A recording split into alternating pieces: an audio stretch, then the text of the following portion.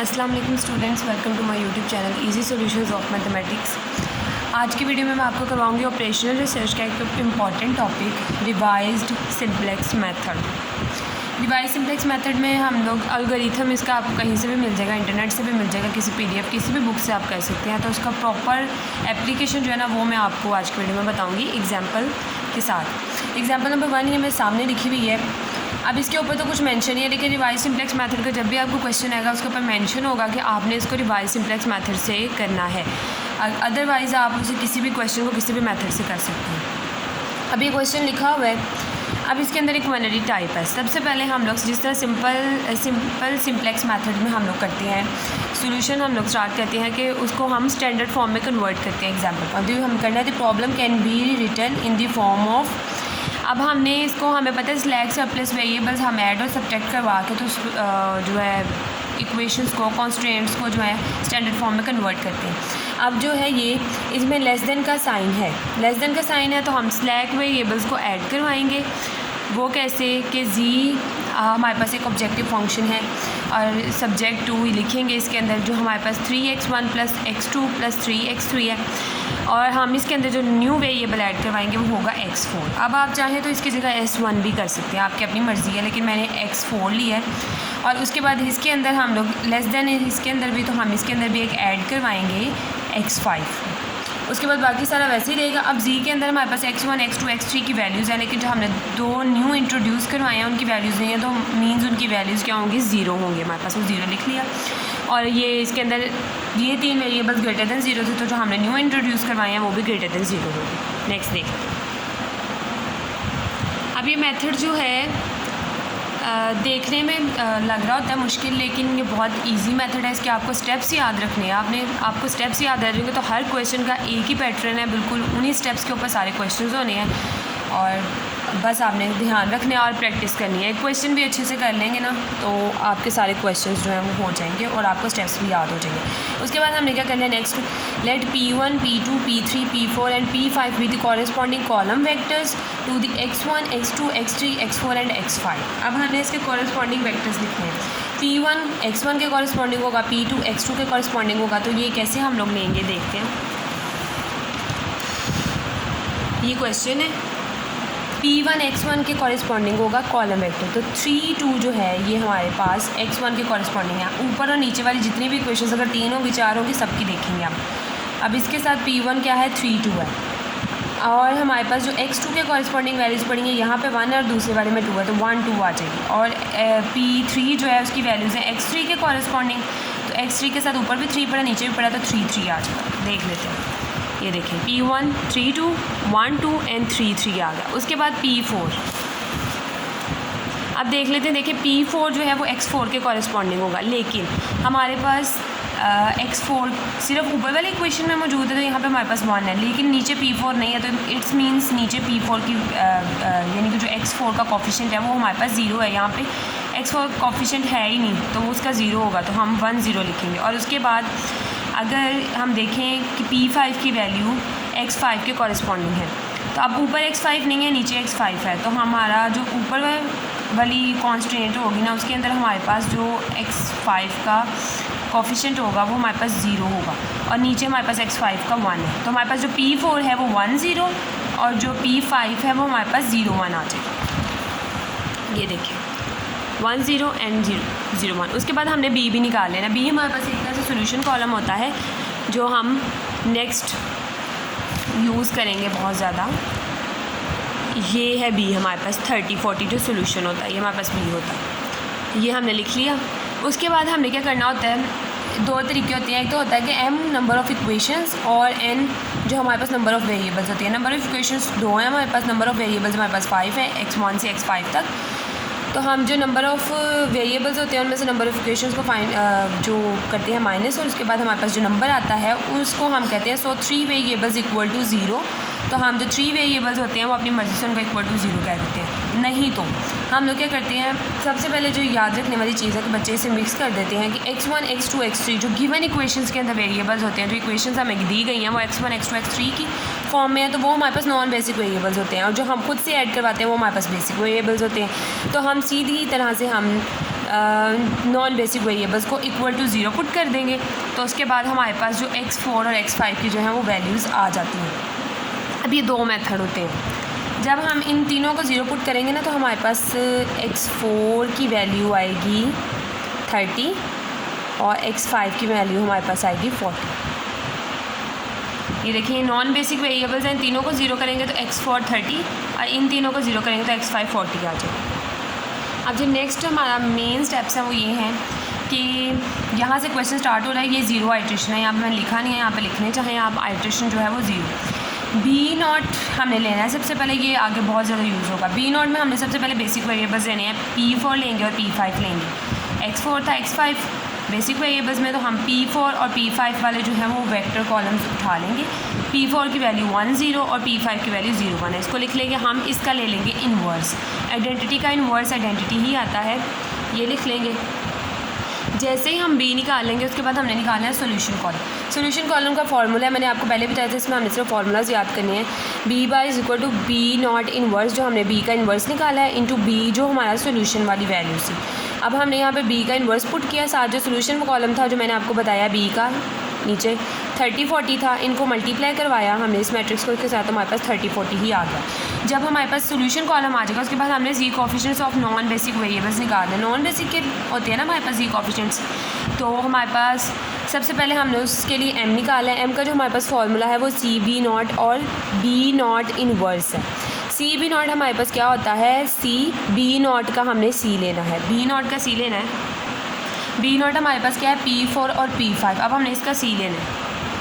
CB0 हमारे पास कैसे आएगा कि हमारे पास ये जो Z की वैल्यूज़ है ना, इसके अंदर जो पहली वैल्यू है ये C1 है, दूसरी वैल्यू C2 है, ये तीसरी वैल्यू C3 है और चौथी वैल्यू जो है हमारे पास C4 और C5। अब अकॉर्डिंग टू क्वेश्चन की रिक्वायरमेंट जो है हमारे पास वो P4 और P5 है, यानी हमें CB0 निकाल। अब हमने इनके कोएफिशिएंट्स देखने हैं तो वो हमारे पास CB0 में आएंगे। तो इसका x4 के साथ भी 0 पड़ा है और x5 के साथ भी हमारे पास 0 पड़ा हुआ है, तो 0 0 ये CB0 में हमारे पास 0 0 आ जाएगा। ये P4 के रिस्पेक्ट कह लें या x4 के रिस्पेक्ट से, और यही x5 के रिस्पेक्ट से हमारे पास 0 0 आ गया। साथ B0 इन्वर्स जो है वो भी मल्टीप्लाई हो गया 1 0 0 1, तो हमारे पास M जो है वो 0 0 आ गया। नेक्स्ट हमने क्या करना है, हमने निकालने हैं Z कोएफिशिएंट्स, जहाँ से हमें पता चलेगा कि एंटरिंग वेरिएबल क्या है, और उसके बाद हमने लीविंग भी डिसाइड करना है सोल्यूशन से। अब इसका फॉर्मूला हमारे पास क्या होगा, नॉन बेसिक वेरिएबल्स जो हमारे पास बचेंगे। बेसिक वेरिएबल्स हमारे पास इस वक्त क्या है, B0 में हमारे पास x4 और x5 पड़ा है। x4 और x5 के अलावा x1 x2 x3 इस वक्त हमारे पास नॉन बेसिक वेरिएबल्स हैं, तो हमने Z कोएफिशिएंट्स निकालने हैं ऑफ नॉन बेसिक वेरिएबल्स। तो Z1 minus C1 is equal to MP1 minus C1। अब जो Z है यहाँ पे इस Z की जगह पे हमने लिख दे रहे हैं MP1 माइनस C1, उसके बाद Z2 माइनस C2 है तो हमने MP2 माइनस C2, और यहाँ पे Z3 है तो यहाँ पे MP3 माइनस 3, ये आ गए। MM की जगह पे हमने 0 0 पुट कर दिया। P1 की वैल्यू हमारे पास 3 2 है, वो पुट कर दी। P2 की 1 2 है और P3 की 3 3। अब जो C की वैल्यूज़ है वो कैसे पुट किया, माइनस C1। जैसे कि मैंने आपको बताया कि Z कोएफिशिएंट जो हमारे पास Z गिवन है उसके अंदर अगर हम देखें तो ये हमारे पास C1 की वैल्यू है, ये C2 की, ये C3 की, 4 3 एंड 6 इसके कॉरेस्पॉन्डिंग C1 की जगह 4 3 एंड 6। इनको सॉल्व करेंगे 0 आ जाएगा, तो 0 माइनस 4 हो जाएगा, ये भी 0 आ जाएगा, 0 माइनस 3 और ये भी 0 0 माइनस 6 हो जाएगा। अब हमने इसके अंदर से देखना है हमारी मोस्ट नेगेटिव वैल्यू कौन सा, जिस तरह हम लोग सिंप्लेक्स मेथड में देते हैं, question in form of maximum है, तो हमने देख लेना है कि हमारे पास मोस्ट नेगेटिव वैल्यू कौन सी है। हमारे पास -6 जो है वो मोस्ट नेगेटिव है, सो Z3 minus C3 is most negative value, so x3 is entering variable. तो हमारे पास जो x3 होगा वो हमारा एंटरिंग वेरिएबल हो जाएगा क्योंकि उसकी वैल्यू मोस्ट नेगेटिव है। अब हमने टेबल बना के लीविंग वेरिएबल देखना है, तो सोल्यूशन कॉलम निकाला, M निकाला, Z कोएफिशिएंट्स निकाला, उससे हमें पता चल गया कि हमारे पास जो x3 है वो वो एंटरिंग वेरिएबल है। जब x3 एंटरिंग वेरिएबल है तो पिवट रो भी हमारी P3 की निकलेगी। x3 है एंटरिंग वेरिएबल तो P3 निकालेंगे। अब P3 निकालने का क्या है, इसमें भी हमारे पास B0 इन्वर्स है और उसको हम P3 से मल्टीप्लाई करेंगे। B0 इन्वर्स 1 0 0 1 है, तो P3 की वैल्यू जो है वो हमारे पास क्या है 3 3 लिख दी, इन दोनों को मल्टीप्लाई करवाया, हमारे पास 3 3 आ गया। अब हमने बनाना है टेबल। इस टेबल को आपने याद रखना है, सबसे पहले हमने बेसिक वेरिएबल्स लिखने हैं, उसके बाद B0 inverse, solution column, variable to enter, pivot row and ratio. अब जो हमारे पास बेसिक वेरिएबल्स है x4 x5 है, जो हमारा b0 इनवर्स निकला 1001 है, सोल्यूशन कॉलम जो हमने निकाला है वो 3040 निकला है, जो हमने b निकाला है पीछे मैं दिखाती हूँ आपको, ये हमारे पास 3040 है, ये लिख दिया।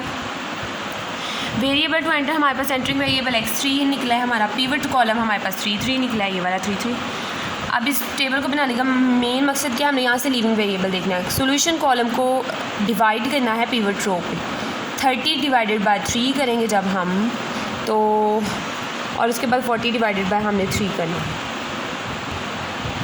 अब देखिए यहाँ पे 10 डिवाइडेड बाय 3 किया तो 3.33 समथिंग आ रहा है, और ये करेंगे तो 13.333 समथिंग आ रहा है। तो हमारे पास जो यहाँ से हम लोग लीस्ट रेशो से उठाते हैं लीस्ट पॉजिटिव वैल्यू, तो हमारे पास जो छोटी पॉजिटिव वैल्यू है, लीस्ट पॉजिटिव वैल्यू, वो 10/3 है। तो इस हिसाब से हमारे पास जो x4 है वो लीविंग वेरिएबल होगा। तो by feasibility condition x4 is leaving variable. यहाँ से हमारे पास x4 लीविंग वेरिएबल हो गया। नेक्स्ट हमें आइट्रेशंस करनी है सेम उन्हीं स्टेप्स पे जिन पे हमने 0 आइट्रेशन की है। यहाँ पे मैंने आपको कहा था आप लोग b से पहले चाहें तो आइट्रेशन 0 लिख सकते हैं, मैंने नहीं लिखा, आप लिख सकते हैं। अब हमने करनी है आइट्रेशन नंबर 1। आइट्रेशन नंबर 1 में हमारे पास b जो है वो चेंज हो जाएगा। पहले हमारे पास b0 था, p4 p5, उसके अकॉर्डिंग हमने सारा क्वेश्चन सॉल्व किया, p4 एंड p5। अब यहाँ पे आके हमारे पास x4 लीव कर गया और यहाँ पे इसकी जगह पे x3 आ गया। तो हमारे पास जो b बनेगा उसकी जगह पे p4 की जगह पे हमारे पास p3 आ जाएगा, और नेक्स्ट हमारे पास p5 वैसे का वैसे ही रहेगा, ये आ गया। उसके बाद p3 की जगह पे हमने 3 वैल्यू पुट कर दी, और p5 की वैल्यू है 0 1। ये जो हमने वेक्टर सॉल्यूशंस लिखे हुए हैं इधर से हमने फिर से वैल्यू लिख ली। उसके बाद हमने इसका लेना है इन्वर्स। इन्वर्स कैसे लेते हैं मैंने नीचे लिख दिया। b का इन्वर्स ऐसे होगा, हमने छोटी क्लासेस में भी लिया है, adjoint of b into B का डिटर्मिनेंट। एडजॉइंट कैसे लेते हैं हम लोग कि इधर वाली जो वैल्यूज़, ये जो b है इसका, इधर वाली वैल्यूज़ की पोजीशन चेंज हो जाती है, इधर वाली वैल्यूज़ के साइन चेंज हो जाते हैं, ये किया। उसके बाद हमने इसका डिटर्मिनेंट ले लिया, 3 × 1 3 आ गया, -0 × 3 0 होगा, तो वो 3 आ जाएगा हमारे पास। तो पूरे मैट्रिक्स को हम 3 से डिवाइड करेंगे तो हमारे पास b का इन्वर्स ये आ गया। तो आप इस तरीके से b का इन्वर्स निकालेंगे। यहाँ पे देखें, यहाँ पे एक और मैंने कॉन्सेप्ट बताना है। अगर b हमारे पास इन केस ऑफ 3 कॉन्स्टेंट आ गया और p की वैल्यूज़ हमारे पास 3 आ गई, तो बेस b अगर हमारे पास 3/3 आ जाए, ये आ गया अगर हमारे पास 3/3, फॉर एग्जांपल ये कोई भी मैट्रिक्स मैंने लेट कर लिया, हमारे पास अगर कोई b आ गया है 3/3 का मैट्रिक्स, 2/2 का तो हम एडजॉइंट ओवर डिटर्मिनेंट करके कर लेंगे, लेकिन 3/3 का हम लोग एडजॉइंट ओवर डिटर्मिनेंट नहीं कर सकते। तो उसके लिए हम क्या करेंगे, इन्वर्स जिस तरह हम लोग निकालते थे 1 0 0 0 1 0 0 0 1, इस तरह करते थे हम लोग, दरमियान में डॉटेड लाइन होती थी। उसके बाद हम लोग इधर वाला सारा मैट्रिक्स जो है इसको आइडेंटिटी बना देते थे। जब ये सारा आइडेंटिटी बन जाता था तो जो इधर वैल्यूज़ आती थी वो हमारे पास इन्वर्स होता था। तो इन केस ऑफ 3/3 डिटर्मिनेंट अगर b का होगा तो हमें इन्वर्स तो लाजमी चाहिए, तो हम इस तरह से इन्वर्स निकालेंगे। तो अगर कोई क्वेश्चन ऐसा हो जिसमें इस तरह निकालना हो तो आप इस तरह निकालेंगे। यहाँ से हमारा 2/2 का था, हमने इस फॉर्मूले से इजीली इन्वर्स निकाल लिया। अब हम नेक्स्ट चलेंगे सोल्यूशन कॉलम। नेक्स्ट हमारे पास क्या है, सोल्यूशन कॉलम। सोल्यूशन कॉलम का फॉर्मूला है b bar is equal to b1 inverse into b। आप लोग एक बात नोट करेंगे, हमेशा b की वैल्यू चेंज होंगी फॉर्मूले में, बाकी सारी वैल्यूज़ वही रहेंगी। तो b1 इनवर्स जो न्यू हमारे पास b1 इनवर्स है जो हमने पीछे निकाला वो 1/3 0 -1 1 आ गया, और b जो है नीचे उसके बाहर लगा के मैंने स्टार्टिंग में जब p निकाले था आपको बता दिया, तो वो 30 40 है गिवन क्वेश्चन के अकॉर्डिंग। दोनों को मल्टीप्लाई करवाएंगे ना, जब हम 1/3 × 30 करेंगे प्लस 0 तो हमारे पास 10 आ जाएगा, और -30 + 40 करेंगे हमारे पास तब भी 10 आ जाएगा। तो इनको मल्टीप्लाई किया तो 10 आ गया। उसके बाद हमने z coefficients of non basic variables निकालने होते हैं। उसके लिए सबसे पहले हमें m चाहिए होता है, m के अंदर हमें CB1 चाहिए होता है। CB1 हम किसके अकॉर्डिंग निकालते हैं, B1 के अकॉर्डिंग। CB1 हम निकालते हैं B1 के अकॉर्डिंग। तो B1 हमारे पास क्या है, P3 एंड P5। तो हम z के अंदर P3 एंड P5 है, तो z के अंदर हम लोग x3 एंड x5 के कोएफिशिएंट्स देखेंगे। x3 का कोएफिशिएंट क्या है 6, और x5 का कोएफिशिएंट क्या है हमारे पास यहाँ पे 0 है, तो 6 0 आ जाएगा हमारे पास CB1। ये आ गया हमारे पास 6 0, और उसके बाद B1 का इन्वर्स हमारे पास ये सारा पड़ा है। इन दोनों को मल्टीप्लाई करवाएंगे तो 2 0 आ गया हमारे पास। और उसके बाद हमने यहाँ पे z कोएफिशिएंट्स निकालने हैं। अब हमारे पास जो होते हैं नॉन बेसिक वेरिएबल्स, अब हम देखें पहली आइट्रेशन में हमारे पास x4 and x5 basic variables थे। अब जबकि x4 ने लीव कर दिया है, ये हमारे पास लीव हो गया यहाँ से, तो इसकी जगह पे हमारे पास x3 आ गया। तो बेसिक वेरिएबल्स क्या होंगे, x3 एंड x5। तो P3 एंड P5 यानी x3 एंड x5 जो है हमारे पास बेसिक वेरिएबल्स हैं।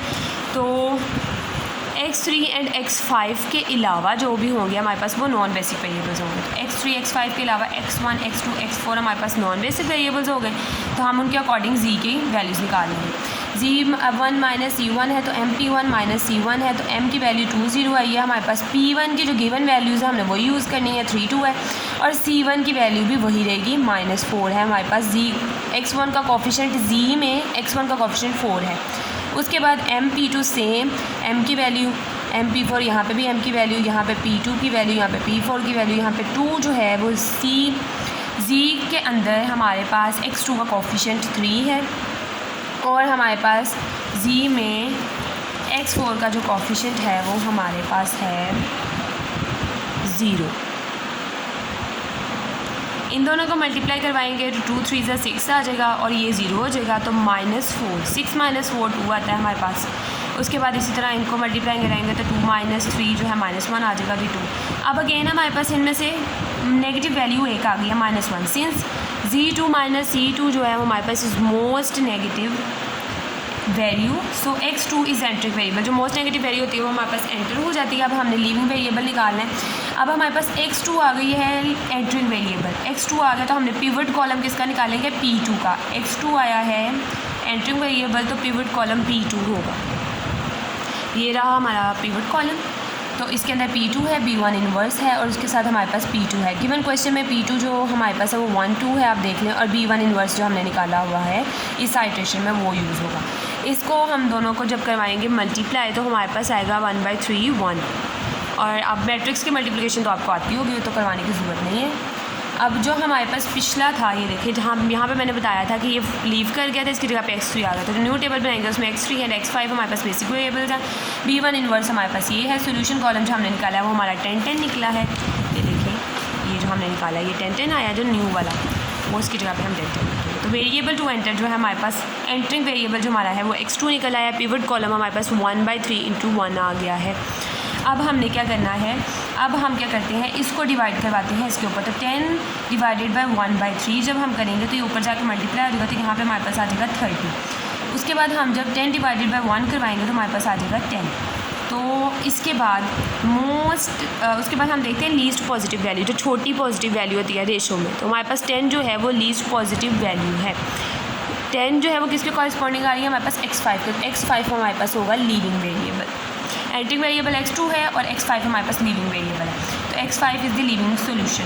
यहाँ पे हमारी फर्स्ट आइट्रेशन ख़त्म। अब हम करेंगे सेकंड आइट्रेशन। सेकंड आइट्रेशन के अंदर हमने क्या करना है, अगेन b बनाना है। b कैसे बनाना है, यहाँ पे हम p3 ले लेंगे x3 के अकॉर्डिंग, और यहाँ पे हमारा जो लीव कर गया है x5, इसकी जगह पे हमारे पास आ गया है x2। तो जो न्यू हम लोग आइट्रेशंस करेंगे वो हम p3 एंड p2 के अकॉर्डिंग करेंगे, क्योंकि b में हमारे पास बेसिक वेरिएबल्स आते हैं। तो जो रिसेंटली हमारे पास बेसिक वेरिएबल्स हो गए हैं वो x3, और यहाँ पे x2 भी बेसिक में एंटर हो गया है। x2 एंटरिंग वेरिएबल था, x5 लीव कर गया है, तो यहाँ पे हमारे पास p3 एंड p2 आ जाएंगे। और उसके बाद p3 की वैल्यू 3 3 है, p2 की वैल्यू 1 2 है, और हम इसका इन्वर्स ले लेंगे, वही एडजॉइंट ओवर डिटर्मिनेंट से। उसके बाद हमने सोल्यूशन कॉलम निकालना है। मैंने आपको बताया था सिर्फ b2 इन्वर्स चेंज होगा, b हमारा वही रहेगा। b2 इन्वर्स ये वाला आ गया, ये लिखा। उसके बाद 30 40 हमारे पास गिवन क्वेश्चन में जो हमने निकाला था b वो आ गया। दोनों को जब हम मल्टीप्लाई करवाएंगे तो 20/3 एंड 10 आ जाएगा।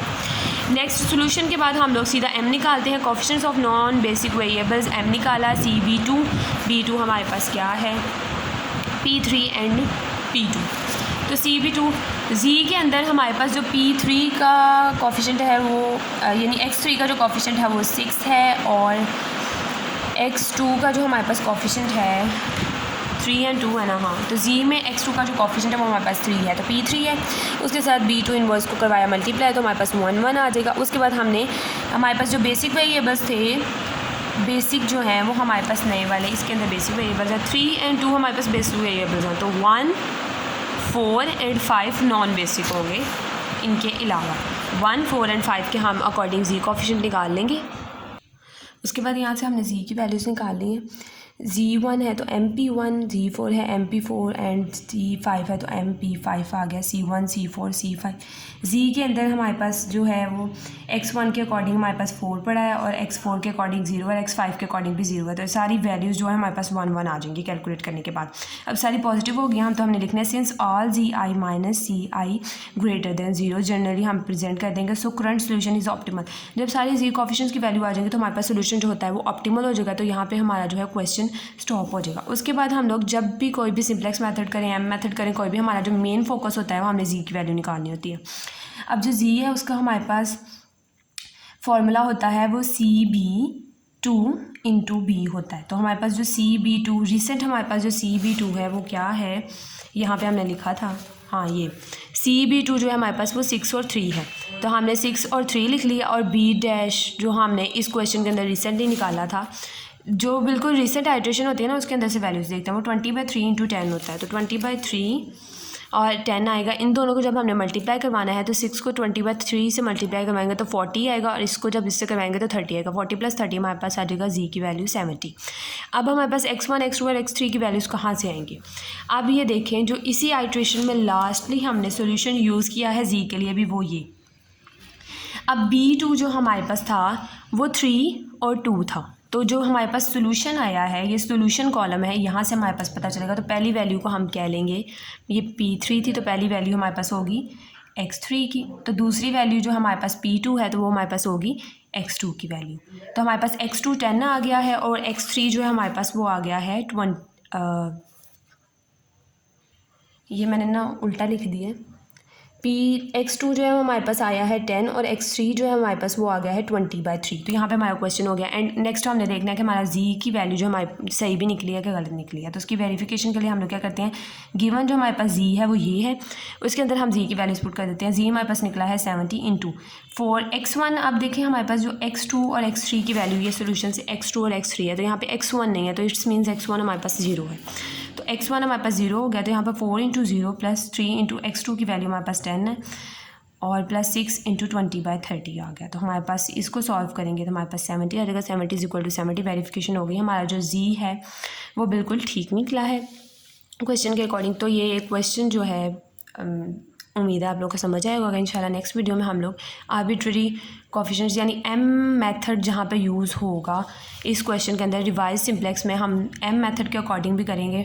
मतलब कि जब हमारे पास गिवन कॉन्स्टेंट्स के अंदर जब ग्रेटर देन वाली आ जाती है, इसमें सारे लेस देन थे तो हमने सिंप्लेक्स मेथड यूज़ किया। कोई एक ग्रेटर देन आ जाए तो आपको पता है कि वो आर्टिफिशियल वेरिएबल एक ऐड होता है, तो वहाँ से हम M मेथड के अकॉर्डिंग करते हैं। तो नेक्स्ट वीडियो में इंशाल्लाह मैं आपको वो करवाऊँगी। उम्मीद है आप लोगों को समझ आई होगी।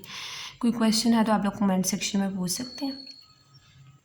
और उसके अलावा आपने इनको याद रखना है। दोबारा से मैं एक दफ़ा रिपीट कर लेती हूँ कि हमने पहले B निकालना है बेसिक वेरिएबल्स के अकॉर्डिंग, उसके बाद हमने निकालना है solution column, then we will find M और M के अकॉर्डिंग हमने Z की वैल्यूज़ निकालनी है जहाँ से हमें पता चलेगा एंटरिंग वेरिएबल कौन सा। उसके बाद हमने टेबल बेसिक वेरिएबल्स के अकॉर्डिंग B निकाला, उसका इन्वर्स निकाला। उसके बाद हमने सोल्यूशन कॉलम, वहाँ से M और Z कोएफिशिएंट्स निकालने के बाद हमने पिवट कॉलम निकालना है एंटरिंग वेरिएबल के अकॉर्डिंग। उसके बाद हमने टेबल बना देना है और अगेन हमने रिपीट करता रहना जब तक हमारे पास Z की सारी वैल्यूज़ पॉजिटिव नहीं आ जाती।